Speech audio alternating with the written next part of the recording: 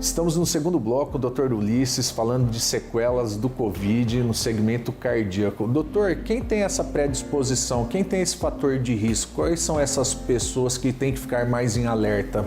Bom, os pacientes que precisam realmente ter uma preocupação maior, né, que podem ter uma maior chance de evolução para complicações, né, cardiovasculares, são aqueles pacientes que já têm alguma cardiopatia associada, né? O paciente que já tem uma insuficiência cardíaca, ele já tem um infarto, ele é um hipertenso, é um paciente que já tem níveis elevados de colesterol, de triglicérides, é o diabético, então realmente são esses.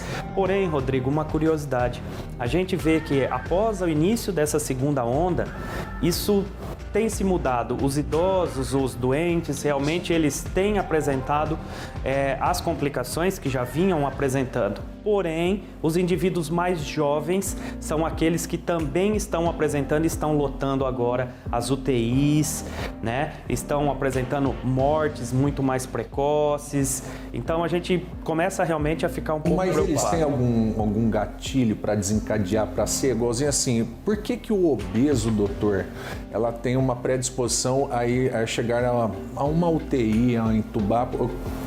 Tem algum gatilho para essas pessoas mais jovens? Ou assim, a pessoa que não tem nenhuma comorbidade possa estar caindo lá na UTI? Sim. Bom, vamos começar então a falar primeiro pelo obeso, né? A gente tem, ao que os estudos nos mostram, a gente tem um certo tropismo pelo vírus para as células adiposas, né? Então, para as células de gordura. Então, os indivíduos têm uma doença, os indivíduos obesos podem evoluir com uma doença muito mais grave, tá? Então, esse é o primeiro ponto. Segundo ponto que o obeso, muitas vezes, os grandes obesos, eles ventilam muito mal o pulmão, né? Então, tem já uma certa falta de ar para caminhar poucos metros, né? Então, e com certeza, falta total da atividade física, né? Então, a gente sabe que isso pode estar totalmente interligado. Outra causa que eu, na minha opinião pessoal, vejo como uma das possíveis causas para que esses jovens estejam adoecendo muito mais. Primeiro, nem estamos falando tanto de que os jovens muitas vezes estão furando um pouco as regras, né, de distanciamento, de isolamento social, mas pensando o quê? Que essa mutação desse vírus esteja realmente muito mais agressiva a esses indivíduos mais suscetíveis, que são os jovens. Doutor, a pessoa é assintomática, teve Covid, já está 2 meses já, bem tranquilo já da doença.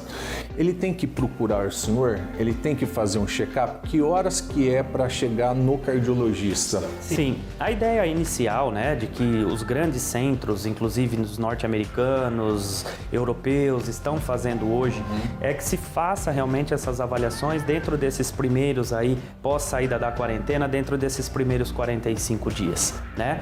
Mas que com certeza, assim, hoje a gente sabe que 60, 90 dias, esses indivíduos ainda podem apresentar a evolução com complicações da doença. Então, que fixe o alerta.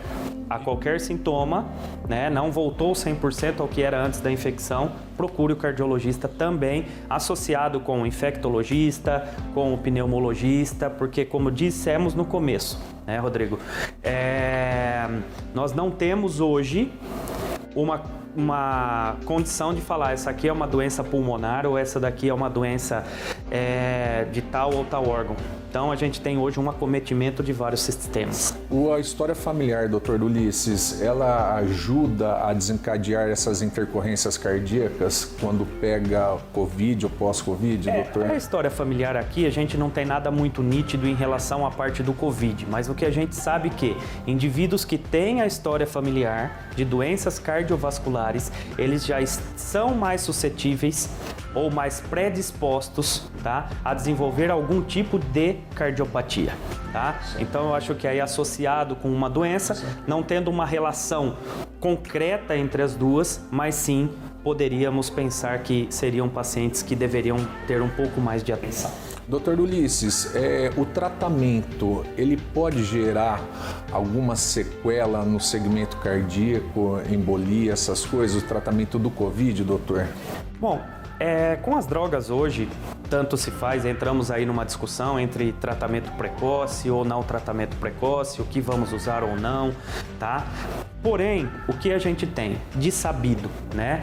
Que vamos tocar num ponto aqui, numa ferida, que é a hidroxicloroquina, né? A gente sabe que os indivíduos predispostos que têm uma alteração no chamado intervalo QT no eletrocardiograma são os indivíduos que seriam predispostos a uma evolução de arritmias com altas doses de hidroxicloroquina, tá? Porém, o que temos hoje faça um eletrocardiograma desses pacientes. Se a droga realmente é confirmada, não é confirmada. Quanto a isso, o seu médico, né, todos os pacientes, o seu médico vai ser a melhor pessoa para poder te falar qual a medicação no tratamento, tá? Mas tem ou não a alteração do intervalo QT, se não contraindica o uso da medicação, faça o uso. Ou se o médico não é adepto do uso, então não faça o uso, mas confie no tratamento do seu médico. Quanto às demais outras medicações de uso, tá? A gente não vê nada ainda relacionado, né, com as doenças cardiovasculares, tá? Com a piora das doenças cardiovasculares. E lógico, né, lembrando-se sempre que faz parte do tratamento, principalmente aqueles indivíduos que têm uma predisposição, como gestantes, grandes obesos, pacientes que têm varizes grandes nas pernas, tá? São os pacientes que obrigatoriamente precisariam tomar o anticoagulante, né? Para evitar, então, para bloquear, na verdade, essa hiperativação da cascata de coagulação que a gente tem e a formação dos trombos, que são os complicadores dessa doença. Dr. Ulisses, muito obrigado hoje por ter abrilhantado o nosso programa. Acho que hoje foi um programa muito importante para nós, para o nosso conhecimento, por essa doença nova que a gente está conhecendo agora. Mas muitas coisas novas o Dr. Ulisses falou aqui para nós e a prevenção é muito importante. Doutor, eu gostaria que o senhor deixasse uma dica para a população de Três Lagoas e região e agradecendo novamente, doutor, esse teu tempo que eu sei que é muito corrido, por hoje estar passando essas dicas, essas orientações para nós. Bom, para você que nos assiste, que possa talvez ser o propagador, né, dessas informações, porque a gente vê hoje muita fake news, né, Rodrigo? Então, talvez isso seja um desserviço, então, a toda a população, né, quando acreditamos em fake news, tá? Mas que você possa levar a verdade realmente, né, para um conhecido, para um parente, que realmente é uma doença avassaladora, que hoje de conhecimento de que realmente o que diminui a transmissão é o uso de máscara, é o uso de álcool em gel, tá? A não aglomeração, a gente poder realmente reconhecer os sintomas. Então, a qualquer um dos sintomas, fique em casa, tá? Se isole, procure o atendimento médico em caso de falta de ar, febre persistente, né, que não cede às medicações, tá? Por quê? Porque também não devemos lotar os serviços de saúde que já estão totalmente estagnados, né? Então a gente está à beira de um colapso, lotando mais por alguma coisa que não seria tão importante assim, a gente vai piorar, né? Faça o uso, procure o médico realmente nas situações indicadas, em todas as propagandas a gente vê relacionadas com o coronavírus. Após o término da doença, tá? Procure, então, o seu pneumologista para avaliar a parte pulmonar, procure o seu cardiologista para avaliar o quê? As possíveis complicações cardiovasculares que você possa apresentar. E realmente, assim, cuide-se muito, né? E só assim a gente conseguirá vencer essa batalha com a grande massificação da vacina. Com certeza. Doutor, muito obrigado novamente, viu? E até o próximo programa.